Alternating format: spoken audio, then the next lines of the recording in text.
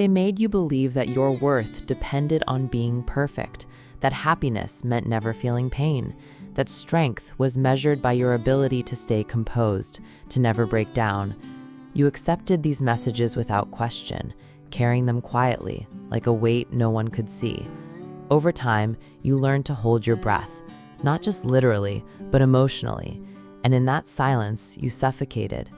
Vulnerability became a sign of weakness, so you froze. You shut yourself down, not because you didn't care, but because you cared too much.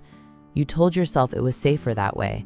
You stopped listening to your heart, and somewhere deep inside your soul whispered, "I'll return when it's safe to feel again."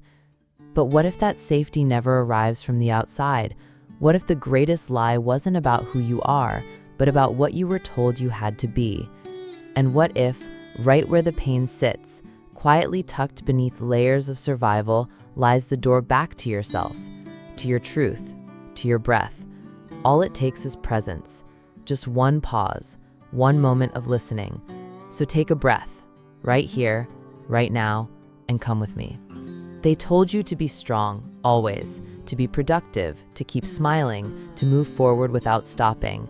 They said tears made you weak, that fear was overreacting, that exhaustion was a failure. So you tried. You tried to be everything they asked. You shaped yourself into someone who could endure, who could perform, who could hold it all together. But beneath that surface, you were just surviving. Your smile became a mask. And one day, without warning, everything inside you just stopped. Like a bird that forgot it had wings because someone once told it the sky was too dangerous. That was the moment the lie fully settled inside you. Not loudly, quietly. It whispered, "You're stuck." But the truth, you were simply exhausted. You didn't break because you were weak.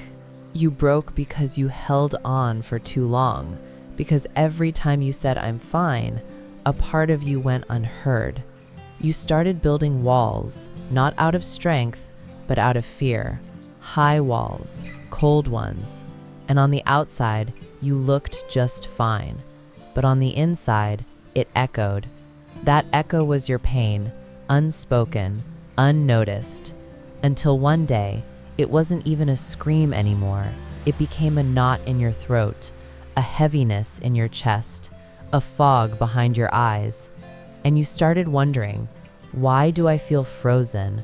Why does everything feel so still, so distant, so empty?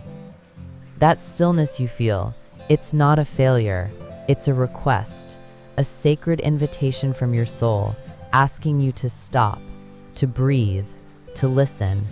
You don't have to tear everything down. You don't have to fix yourself overnight. You don't have to rise like a phoenix.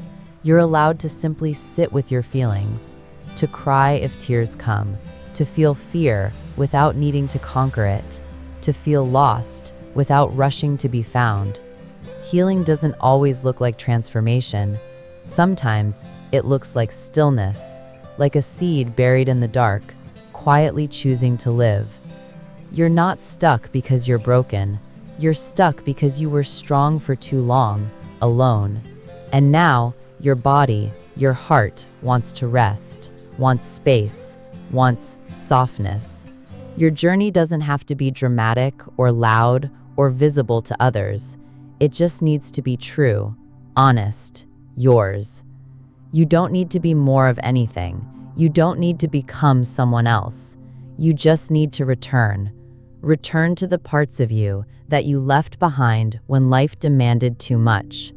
Return like someone coming home after a long winter, stepping into a room where a warm light is still glowing.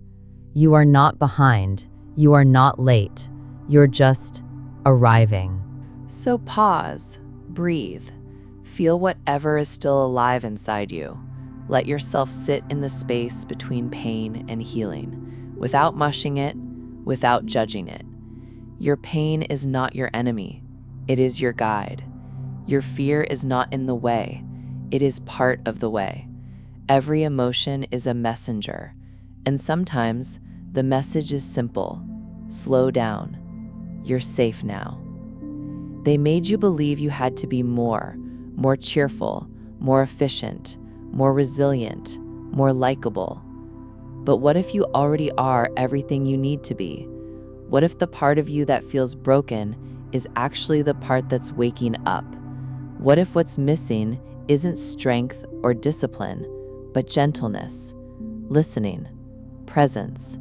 What if the only thing left to do is return to yourself, slowly, softly, honestly? You were never broken. You were simply waiting for the world to grow quiet enough for you to hear your own voice again, waiting for safety, for softness, for truth.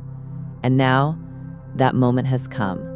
You are allowed to breathe again, to move again, to begin again. The door is open. Step through it.